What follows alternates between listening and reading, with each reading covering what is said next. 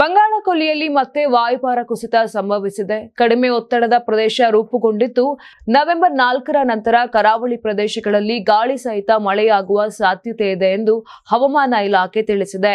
ವಾಯುಭಾರ ಕುಸಿತದ ಪ್ರಭಾವದಿಂದ ನವೆಂಬರ್ 5ರಿಂದ 7ರವರೆಗೆ ಕರಾವಳಿ ಪ್ರದೇಶಗಳಲ್ಲಿ ಮಧ್ಯಮದಿಂದ ಭಾರಿ ಮಳೆಯಾಗಲಿದ್ದು ಯೆಲ್ಲೋ ಅಲರ್ಟ್ ಘೋಷಿಸಲಾಗಿದೆ.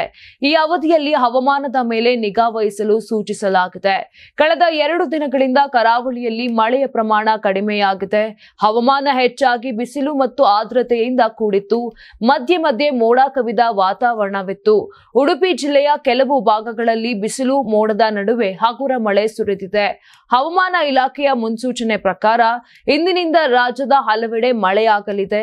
3 ದಿನಗಳ ಕಾಲ ಮಳೆಯ ಮುನ್ಸೂಚನೆ ಇದ್ದು, ನವೆಂಬರ್ 5 ಮತ್ತು 6ರಂದು ರಾಜ್ಯದ ಎಲ್ಲಾ ಜಿಲ್ಲೆಗಳಲ್ಲಿಯೂ ಮಳೆಯಾಗಲಿದೆ. 2 ದಿನಗಳ ಕಾಲ ಬೆಂಗಳೂರು ಸೇರಿದಂತೆ ಎಲ್ಲಾ ಜಿಲ್ಲೆಗಳಿಗೆ ಯೆಲ್ಲೋ ಅಲರ್ಟ್ ಘೋಷಣೆ ಮಾಡಲಾಗಿದೆ. ಉತ್ತರ ಕರ್ನಾಟಕದ ಬೀದರ್, ಕಲಬುರಗಿ, ಯಾದಗಿರಿ, ರಾಯಚೂರು, ಬಾಗಲಕೋಟೆ, ವಿಜಯಪುರ ಮತ್ತು ಕೊಪ್ಪಳ ಜಿಲ್ಲೆಗಳಿಗೆ ಇಂದು ಯೆಲ್ಲೋ ಅಲರ್ಟ್ ಘೋಷಿಸಲಾಗಿದೆ. ಈ ಜಿಲ್ಲೆಗಳಲ್ಲಿ ಭಾರಿ ಮಳೆಯ ಸಾಧ್ಯತೆ ಇದೆ. ಒಟ್ಟಾರೆಯಾಗಿ ಬಂಗಾಳಕೊಲ್ಲಿಯ ಕಡಿಮೆ ಒತ್ತಡದ ಪ್ರಭಾವ ರಾಜ್ಯಾದ್ಯಂತ ಕಾಣಿಸಿಕೊಳ್ಳಲಿದೆ. ಹವಾಮಾನ ಇಲಾಖೆಯ ಮಾಹಿತಿ ಪ್ರಕಾರ ಮಳೆಯ ತೀವ್ರತೆಯನ್ನು ಗಮನಿಸಿ ಕ್ರಮ ಕೈಗೊಳ್ಳಲು ಸೂಚನೆ ನೀಡಲಾಗಿದೆ.